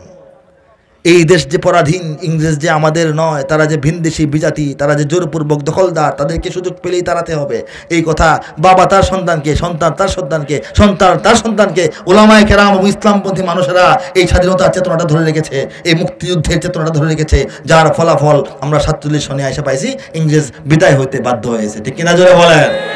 কাজেই সেই ইংরেজকে তাড়ানোর যে উলামায়ে কেরাম, তারাই হচ্ছেন, এই মাদ্রাসাগুলো হচ্ছে স্বাধীনতা এবং সার্বভৌমত্ব সুরক্ষার, দেশ রক্ষার, জাতিকে রক্ষার সবচেয়ে মজবুত ঘাঁটি। এই ঘাঁটিগুলিকে আরো মজবুত করেন। ঠিক কিনা জোরে বলেন? আর কিছু শুনতে চান তাহলে আমার কানে আওয়াজ দেন, আমি পেশ করব। আচ্ছা, এটা হচ্ছে 16 ডিসেম্বর, আমাদের বিজয়ের মাস, ঠিক না? ইঞ্চি ইঞ্চি মাটি সোনার চাইতে খাঁটি, নগদ রক্ত দিয়ে কেনা, কসম সেই খোদার একটি কণাও তার কেড়ে নিতে কেউ পারবে না। রঙের তুলিতে আকাশ সবুজের ছায়া ঢাকা, সুজলা সুফলা পরিপাটি, লক্ষ শহীদ গাজী রেখেছে জীবন বাজি, করেছে স্বাধীন এই মাটি। বাংলাদেশ আমার, বাংলাদেশ তোমার, বাংলাদেশ সবার প্রাণ, ধন্য ধন্য আমি সবার চাইতে দামি বাংলা মাটির সন্তান। বাংলাদেশ আমার, বাংলাদেশ তোমার, বাংলাদেশ খোদার দান, সোনার জন্মভূমি তোমার জন্যে আমি জীবন দিয়েছি কোরবান। জীবন কোরবান দিতে কারা কারা প্রস্তুত আছেন? কেন দিবেন? একটা জমিনের জন্য, মাটির জন্য, 56,000 বর্গ মাইল জমিনের জন্য মুমিন মুসলমান আপনারা জীবন দিয়ে দিবেন? কেন দিবেন? যেখানে শিকড় গেঁথে আছে ইসলাম, ঠিক না? বাংলাদেশ কার দান? এই জন্য, ঠিক না? জীবন দেওয়ার জন্য প্রস্তুত আমরা আছি ইসলামের জন্য, ইসলামের আবাসভূমি, ইসলামের বৃক্ষ গজিয়ে ওঠার এই জমিন, এই জন্য এটাকে আমরা রক্ষা করব। চারিদিকে দুশ্মন, ভেঙো না মন, সাহস জমিয়ে রাখো বুকে। চারিদিকে দুশ্মন, ভেঙো না মন, সাহস জমিয়ে রাখো বুকে। ঈমান জিন্দা করে জিহাদের হুঙ্কারে পরাজিত করো শত্রুকে। চারিদিকে গাদ্দার, ভিনদেশি তাবেদার, সজাগ দৃষ্টি রাখো সবে। সকল মির্জাফর, বিদেশি গোলাম চর, রুখতে তাদের আজ হবে। বাংলাদেশ আমার, বাংলাদেশ তোমার, বাংলাদেশ অম্লান, বুকের রক্ত ঢেলে রেখেছি সবাই মিলে মাতৃভাষার সম্মান। বাংলাদেশ আমার, বাংলাদেশ তোমার, বাংলাদেশ চিরমহান। এ মাটির বুক হতে বাজবে সারা জগতে বিশ্ব মানবতার গান। অনেক দামের দেশ, রক্ত ঘামের দেশ, মায়ার বাঁধন বড় বেশি। রক্ত দিয়ে অর্জন করেছি, ঘাম ঢেলে করে তুলছি। হিন্দু মুসলমান বৌদ্ধ বা খ্রিস্টান সকলেই তো বাংলাদেশি। ডরেন না, পত্রিকা আসবে না। ভয় পাচ্ছেন যে এই কথাটা আবার পত্রিকা আসলে পড়ে কিনা? অপরাধমূলক কথা। হ্যাঁ, হিন্দু মুসলমান বৌদ্ধ বা খ্রিস্টান সকলেই তো বাংলাদেশি। কেন তবে সংঘাত, কেন কিসের বিবাদ? ভাই ভাই রাখো হাত হাতে। সমরে বক্ষপাতী হয়েছি শ্রেষ্ঠ জাতি, নজির দেখাও দুনিয়াতে। বাংলাদেশ আমার, বাংলাদেশ তোমার, বাংলাদেশ সবার প্রাণ। ধন্য ধন্য আমি সবার চাইতে দামি বাংলা মাটির সন্তান। বাংলাদেশ আমার, বাংলাদেশ তোমার, বাংলাদেশ খোদার দান। সোনার জন্মভূমি তোমার জন্যে আমি জীবন দিয়েছি কোরবান। আছে তো অনেক, আছে অনেক। আবার যুদ্ধ হবে, গিয়ে দেব। শেষ সঙ্গীত গাইবো না শেষ সঙ্গীতের আগে কিছু গাইবো? এটা বলেন। আচ্ছা, 2 লাইন করে বলি। হ্যাঁ, শের আষাঢ়ের মতো। হ্যাঁ, জঙ্গি নিয়ে ভঙ্গি করার সময় এবার শেষ। ভঙ্গি হয় না এই বাংলাদেশে। হুজুর গাড়ি খুলেন, নামেন দেখি, সাদ্য ঝাড়া দেন, গুলি আছে কিনা। টুপিটা খোলেন, গ্রেনেড আছে কিনা। পকেটে কি দেখি, মোবাইলের চার্জার কই পাইলেন। এই ছেলে কই যাও, হরকত নাকি? কি পড়ো মাদ্রাসায়? সে বলে হরকত, এক জোহর এক পেশ এক। এই পাওয়া গেছে, হরকত পাওয়া গেছে, ঠিক কিনা? এই ভঙ্গিগুলি করতে করতে ক্ষতি হয়েছে। আসল জঙ্গিরা বাংলাদেশে তৈরি হয়েছে, যাদেরকে ধরতে হয়েছে বহুদিন ধরে। প্রথম যদি ভুল ঠিকানায় জঙ্গি না খোঁজা হইতো, প্রকৃত জঙ্গিবাদ এখানে ছড়াইতো না, ঠিক কিনা বলেন? জঙ্গি নিয়ে ভঙ্গি করার সময় এবার শেষ। সত্যিকারের জঙ্গি কোথায় দেখছে বাংলাদেশ? আরে ও দেশের মানুষ হইছে নিহুস, পাইছনি ভাইটের। জঙ্গি বলে আর ডেকো না মোল্লা মুন্সিদের।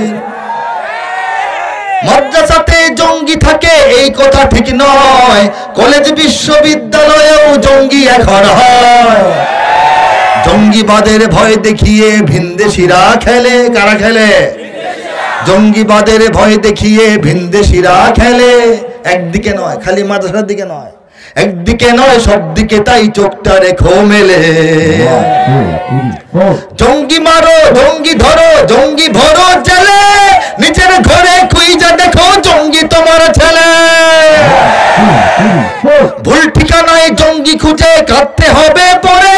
সত্যিকারের জঙ্গি দিয়ে দেশটা যাবে ভরে। লম্বা করলাম না, শর্ট করলাম। জঙ্গিবাদের পক্ষে আমরা নই। একটা কথা বলি, জং শব্দটা উর্দু এবং ফার্সি, অর্থ হলো যুদ্ধ। কাজেই সন্ত্রাসীকে জঙ্গি বলাই ঠিক না, তাকে সন্ত্রাসী বলবেন। ইন্টারন্যাশনাল টেরোরিজম অর্থ হলো আন্তর্জাতিক সন্ত্রাসবাদ। এটার তর্জমা বাংলাদেশে জঙ্গি কেমনে হলো এটাও বুঝি না। সন্ত্রাসী শব্দটা কি বাংলাদেশে মানুষ চিনে না? সন্ত্রাস, টেরোরিজম সন্ত্রাসবাদ। টেরর মানে সন্ত্রাসী, মোস্ট ওয়ান্টেড টেরর বলে না, টেরোরিস্ট। ওইটা বলা হয় না জঙ্গি। কই কই কেমনে কেমনে পাওয়া গেছে, এটা প্রশাসনও এটাই বলেন, পত্রিকা তো এটা আসে, মিডিয়ায় এসে এটাই আসে। আরে যে লোকটা অন্যায়ভাবে শিশু হত্যা করে, অন্যায়ভাবে মাঠে ঘাটে বাজারে মসজিদের ভিতরে বোমা মাইরা মুসল্লি মাইরা ফেলায়, এই উকিল মুক্তার ডাক্তার মাইরা ফেলায়, কেন মারে? বলে যে ইসলামী আইনে তো দেশ চলে না, দেশ চলে এই কাফেরদের করা সেই ব্রিটিশ আইনে। কাজে এই আইনের যারা কাজ করতেছে এদেরকে মারলে বোধহয় সব হবে, এটা তারা মনে করে। অথচ উকিল সাহেবের ছেলে কিন্তু হাফেজ সাহেব। উকিল সাহেব কিন্তু মসজিদ কমিটি, মসজিদ চালাইতেছে, তারা গিয়ে মারা ফেলছে বোমা মাইরা। এইগুলি হচ্ছে মূর্খ কিছু মানুষের কাজ।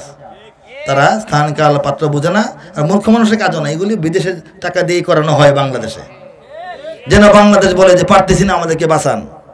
কিন্তু আলহামদুলিল্লাহ আমাদের সরকার একবারও বলে নাই যে জঙ্গিবাদের কারণে, সন্ত্রাসবাদের কারণে এত বিপদে পড়ছি, আমেরিকা আসো বাঁচাও, ইন্ডিয়া আসো বাঁচাও। এই ফাঁদে তারা পা দেন নাই। আমরা বলেছি জঙ্গিবাদ এই দেশে নাই। বিচ্ছিন্ন ঘটনা ঘটে, ওলামা জনতা সমস্ত মানুষ জঙ্গিবাদের বিরুদ্ধে, ঠিক কিনা বলেন? জঙ্গিবাদ বলা হয় বলে আমি বলতেছি, কিন্তু আমি মুহিব খান ব্যক্তিগতভাবে, আপনারা আমার সমর্থন করবেন কিনা, করলে করেন, না করলে নাই, বাধ্যতামূলক না। সন্ত্রাসবাদ বলা উচিত, জঙ্গি বলা উচিত না। জঙ্গি মানে যোদ্ধা, একটা সন্ত্রাসী, একটা মন্দ লোক, তাকে যোদ্ধা বলে সম্মানিত করবেন কেন? যোদ্ধার তো অনেক বড় সম্মান। যোদ্ধা মানে অনেক কিছু, যোদ্ধা মানে ফাইটার, ফ্রিডম ফাইটার, মুক্তিযোদ্ধা। কি মনে করেন তাকে আপনি যোদ্ধা বলতেছেন? সে যোদ্ধা না সন্ত্রাসী? তাকে জঙ্গি বললে যোদ্ধা বলা হয়। জঙ্গি বিমান বলা হয় না, সন্ত্রাসী বিমান। জঙ্গি বিমান অর্থ সন্ত্রাসী বিমান না যুদ্ধ বিমান?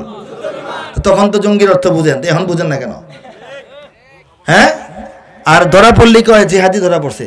জিহাদি লেখেন কেন? জিহাদি তো আল্লাহ রাসূল ছিলেন। আমরা সবাই তো জিহাদি, আমরা সবাই মুজাহিদ, ঠিক না বলেন? বলবেন সন্ত্রাসী ধরা পড়ছে, সন্ত্রাসী লিখে রাখবেন, জিহাদি লিখবেন না। এগুলি বোঝানোর জন্য বলতেছি। জিহাদি লিখবেন না, এই শব্দটা ইসলামের, জিহাদ শব্দ ইসলামের।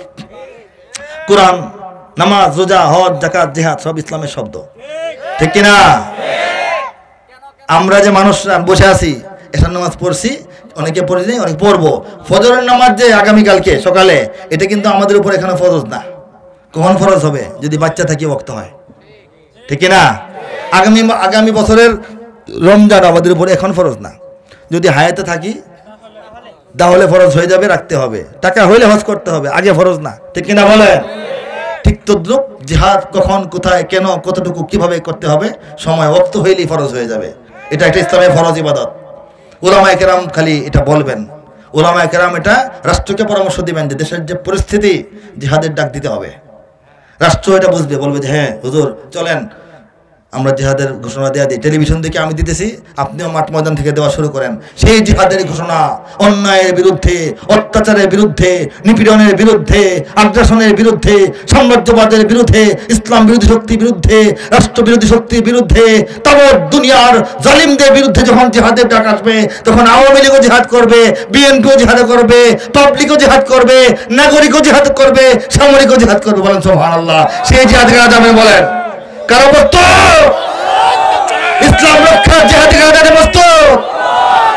কাজেই জঙ্গি আর জিহাদ সাবিলুনা সাবিলুনা সাবিলুনা সাবিলুনা আল জিহাদ আল জিহাদ ইসলামের শত্রুরা। কাজেই কখনোই ভুলেও আর কোনোদিন কোন সন্ত্রাসীর গায়ে জিহাদি লিখে রাখবেন না। কোন সন্ত্রাসীকে জঙ্গি বলবেন না, সন্ত্রাসী বলবেন। জঙ্গি বলে তাকে ইজ্জত দেওয়া হয়। আমি এই কথাটা বললাম। আর বাংলাদেশের সমস্ত মানুষ মুজাহিদ, জিহাদের অপেক্ষায় আছে। জালিমের বিরুদ্ধে মজলুমের লড়াইয়ের নাম জিহাদ।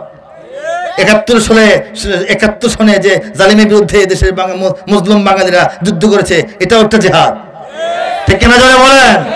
কাজেই জিহাদের জন্য এই দেশের মানুষ সব সময় প্রস্তুত, সব সময় প্রস্তুত, সব সময় প্রস্তুত। হাত তুলে দেখাবো কারা প্রস্তুত।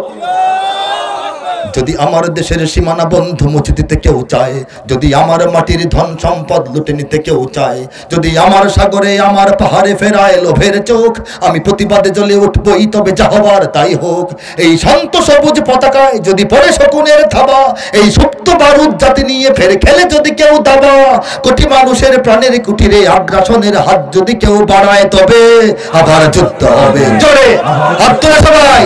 আবার যুদ্ধ হবে, আবার যুদ্ধ হবে, আবার যুদ্ধ হবে, আবার যুদ্ধ হবে, আবার যুদ্ধ হবে, আবার যুদ্ধ হবে। চল চল চল, ঊর্ধ্ব গগনে বাজে মাদল, নিম্নে উতলা ধরণী তল, অরুণ পাতের তরুণ দল, চললে চললে চল। দুর্গম গিরিকান্তার মরু দুস্তর পারাবার হে, লঙ্ঘিতে হবে রাত্রি নিশীথে যাত্রীরা হুঁশিয়ার। দুর্গম গিরিকান্তার মরু দুস্তর পারাবার হে, লঙ্ঘিতে হবে, বলেন, লঙ্ঘিতে হবে রাত্রি নিশীথে যাত্রীরা হুঁশিয়ার। বাজিছে দামামা বাঁধরে আমামা, শির উঁচু করি মুসলমান, দাওয়াত এসেছে নয়া জামানার ভাঙা কেল্লায় ওর নিশান। আমি আমার এই সঙ্গীতের মাঝে মাঝে নজরুলকে স্মরণ করেছি।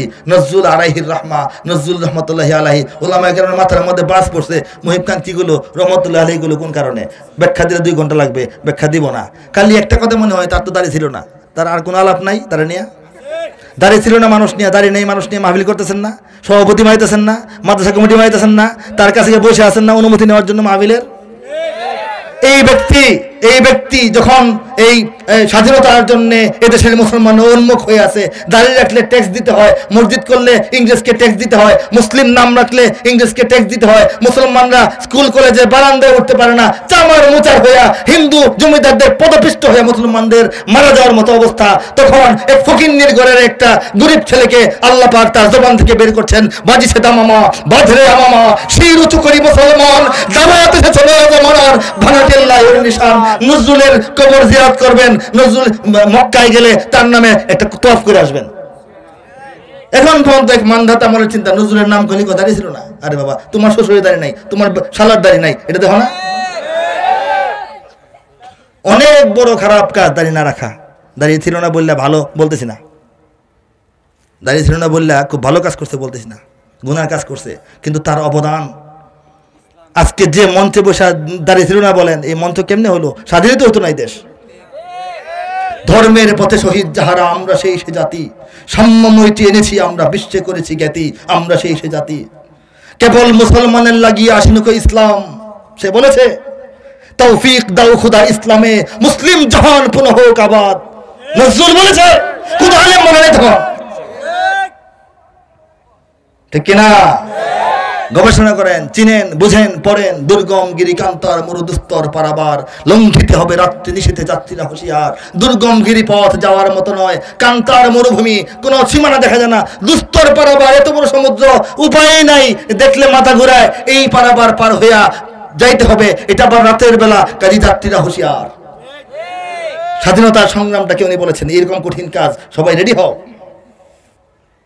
দুলিতেছে তরি, নৌকা দুলতেছে, ফুলিতেছে জল, ঢেউ উঠতেছে, ভুলিতেছে মাঝি পথ, নেতারাও পথ হারিয়ে ফেলতেছে। ছিড়ি আছে পাল, পাল ছিঁড়ে গেছে, কে ধরিবে হাল? এই অবস্থায় আছে কার হিম্মত? কে আছো জওয়ান, হও আগুয়ান, হাকিছে ভবিষ্যৎ। এ তুফান ভারী, সাংঘাতিক তুফান, দিতে হবে পারি, তবুও পার হইতে হবে, নিতে হবে তরি পার, নৌকা ভাসাইছি পারে নিতে হবে। কে বলেছেন? আমি আমার আরেকটা সঙ্গীতে ইকবালকে স্মরণ করেছি ফাঁকে ফাঁকে, সেটা অন্যদিন বলবো। নজরুলকে এখানে আমি সম্মান করার জন্য স্মরণ করেছি। নজরুলের লাইন না লেখলেও আমার গান হইতো, বাকি গানটা তো আমারই, নাকি? আমি উল্লেখ করেছি তার কথা, ভালো করে নাই? মোরা পৃথিবীর কোন পরাশক্তির মানি না খবরদারি, মানি নাকি? কোন শৃঙ্খল, কোন অবরোধ, কোন হুমকি বা হুঁশিয়ারি। এই পৃথিবীর বুকে বন্ধু সবাই, প্রভু নয় কেউ কারো। দখল শোষণ উৎপীড়নের সব পায় তারা ছাড়ো। মোদের ইতিহাস আছে, সম্মান আছে, না থাক বস্ত্র অন্ন। এই দেশের জন্য লড়েছি আমরা, মরেছি ভাষার জন্য। যদি জল স্থল কিংবা অন্তরিক্ষে কেউ আমাদের বাধার শিকল পড়ায়, তবে আবার যুদ্ধ হবে, আবার যুদ্ধ হবে, আবার যুদ্ধ